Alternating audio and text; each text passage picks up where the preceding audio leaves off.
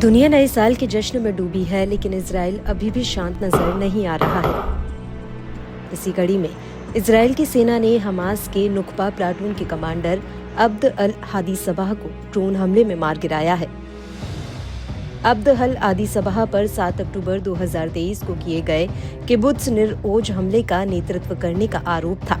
यह हमला इजराइल में हुए सबसे बड़े और घातक हमलों में से एक था।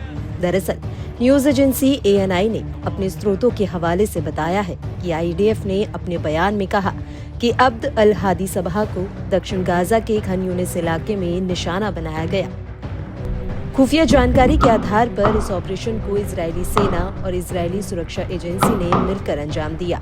सबाह खान यूनिस के एक मानवीय क्षेत्र में शरण ले रहा था। वह हमास के कई आतंकवादी हमलों का मास्टरमाइंड भी था। इससे पहले IDF ने बताया था कि 162वीं स्टील डिवीजन ने जबालिया और बैत लाहिया क्षेत्रों में अभियान चलाकर 14 हमास आतंकियों को मारा, जिनमें से 6-7 अक्टूबर के हमले में शामिल थे। ये अभियान हमास के उन आतंकियों को खोजने और खत्म करने के लिए चलाए जा रहे हैं जिन्होंने इजराइल पर बड़े पैमाने पर हमला किया था।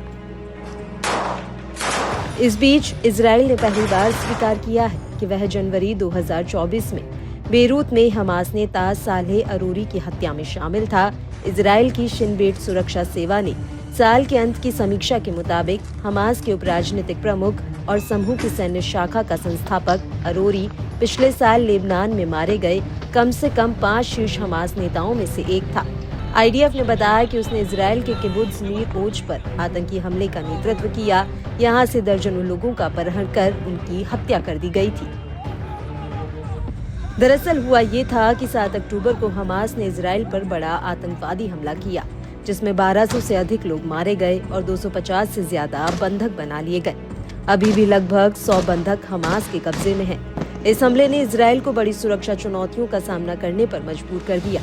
इजराइल ने हमास के खिलाफ जवाबी कार्रवाई करते हुए गाजा में कई हमले किए, जिसमें अब तक 45,000 से अधिक लोग मारे जा चुके हैं। इन हमलों से बड़े पैमाने पर मानवीय संकट खड़ा हो गया है और अंतर्राष्ट्रीय स्तर पर संघर्ष विराम की मांगें तेज हो गई हैं।